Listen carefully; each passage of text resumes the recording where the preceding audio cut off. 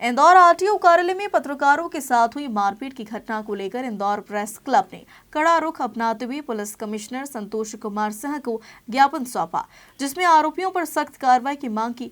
Police ने अब तक 2 आरोपियों को गिरफ्तार किया है, जबकि 5 अन्य फरार है। दरअसल पिछले दिनों इंदौर के आरटीओ परिसर में कवरेज करने गए पत्रकार साथी हेमंत शर्मा और कैमरामैन राजा के साथ हुई मारपीट और लूट के मामले में एफआईआर दर्ज हुई 48 घंटे से अधिक समय बीत चुका है।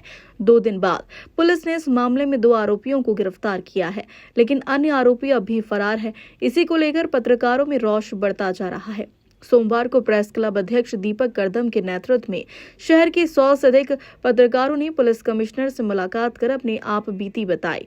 पत्रकारों ने कहा कि आरटीओ परिसर में दिन दहाड़े पत्रकारों पर हमला न केवल कानून व्यवस्था पर सवाल उठाता है, बल्कि यह मीडिया की स्वतंत्रता और सुरक्षा पर सीधा प्रहार है। उन्होंने मांग की है कि सभी आरोपियों की जल्द से जल्द गिरफ्तारी की जाए।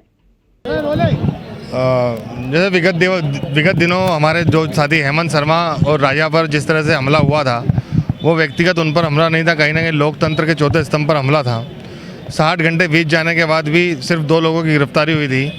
इंदौर प्रेस क्लब की टीम ने आज इंदौर पुलिस कमिश्नर संतोष सिंह जी से मुलाकात की है और साफ उनसे निवेदन किया है कि जो बचे हुए 5 आरोपी उन्हें जल्द से जल्द गिरफ्तार किया जाए और इस मामले में ठोस कार्रवाई हो, कड़ी कार्रवाई हो और इसकी पुनरावृत्ति ना हो। इन सभी बिंदुओं पर उनसे चर्चा हुई। उन्होंने आश्वस्त किया है कि जल्द से जल्द इसमें गिरफ्तारी होगी और अब देखेंगे आगे कभी इसमें गिरफ्तारी नहीं होती तो इंदौर प्रेस क्लब का इस मामले में कड़ा रुख है। हम कड़ा विरोध जताएंगे, लेकिन कहीं ना कहीं जिस तरह पत्रकारों पर हमले हो रहे हैं, इस तरह की पुनरावृत्ति नहीं हो, इसका भी हम ध्यान रखेंगे। हमने मुख्यमंत्री जी से पूर्व में भी मांग की थी कि जिस तरह से महाराष्ट्र में ये पत्रकार सुरक्षा अधिनियम लागू है, उसे मध्य प्रदेश में भी लागू किया जाना चाहिए। इस तरह की घटना हम देख रहे हैं कि बार बार सामने आती है। इसको लेकर इंदौर प्रेस क्लब ने एक योजना बनाई है। जल्द हम उसमें लगातार इसको श्रृंखला के रूप में हम एक अभियान छेड़ेंगे, जिसमें पत्रकार सुरक्षा अधिनियम मध्य प्रदेश में लागू हो, इसकी मांग करेंगे और ये लगातार ये हमारा जो अभियान रहेगा वो चलता रहेगा और हम जब तक अभी लागू नहीं होगा उसे निरंतर चलाते रहेंगे। वहीं एडिशनल कमिश्नर अमित सिंह ने पत्रकारों के साथ हुई घटना का दुखद बताते हुए कहा कि पुलिस ने मामला दर्ज कर 2 आरोपियों को गिरफ्तार किया है, जबकि अन्य आरोपियों की तलाश जारी है। ये जो घटनाक्रम है वो बड़ा दुखद है। 2 दिन पहले हेमंत शर्मा जी और उनके जो कैमरामैन हैं वो आरटीओ ऑफिस कवरेज के लिए गए थे और वहाँ जो भी घटनाक्रम हुआ बड़ा दुखद है। मुझे तत्काल सूचना वहाँ से ही स्पॉट से दी।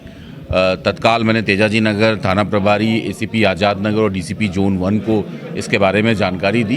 दोनों तरफ से शिकायतें की गई थी, लेकिन प्रथम दृष्टया ये समझ में आया था कि पत्रकारों के साथ मारपीट की गई, लूट की घटना की गई है। सम्यक धाराओं में मुकदमा दर्ज कर लिया गया है। 2 आरोपी अरेस्ट भी कर लिए गए हैं। दूसरे जो आरोपी हैं उनके घर वालों से पूछताछ की जा रही है, उनके बारे में जानकारी ली जा रही है, क्योंकि सभी के मोबाइल स्विच ऑफ है। लेकिन बहुत जल्दी हम उनकी गिरफ्तारी सुनिश्चित करेंगे, क्योंकि सेम डे उनकी तरफ से भी शिकायतें हेमंत शर्मा जो पत्रकार हैं उनके खिलाफ की गई थी। हम उसको भी जांच में लिए हुए हैं, लेकिन जो सही कार्रवाई वही हम कर रहे हैं। मुकदमा दर्ज हो गया है, 2 आरोपी अरेस्ट भी हो गए हैं। आने वाले समय में भी जल्द से जल्द और आरोपियों की भी गिरफ्तारी सुनिश्चित। मारपीट की शिकायत और ब्लैकमेलिंग की शिकायत और SC/ST रिलेटेड शिकायतें की गई हैं और निश्चित तौर पे प्रथम दृष्टया हमने उसको जांच में रखा है, क्योंकि ये लग रहा है कि जो शिकायत हुई है उसके विरोध स्वरूप ये शिकायतें की गई हैं, क्योंकि उस घटनाक्रम का वीडियो भी हमारे पास आ चुका है। तो निश्चित तौर पे हम उसी दिशा में आगे बढ़ रहे हैं और जो तथ्य सामने आएगा उसके अनुरूप सम्यक और पारदर्शी कार्रवाई की जाएगी। किसी के साथ इनजस्टिस नहीं है। इंदौर के आरटीओ कार्यालय में पत्रकारों के साथ हुई मारपीट की घटना से न सिर्फ इंदौर बल्कि प्रदेश भर के पत्रकारों में गुस्सा है और आरोपियों पर सख्त कार्रवाई की मांग की जा रही है। ऐसे में देखना होगा कि पुलिस कब तक फरार आरोपियों को गिरफ्तार करती है। इंदौर से हार्दिक प्रजापति की रिपोर्ट।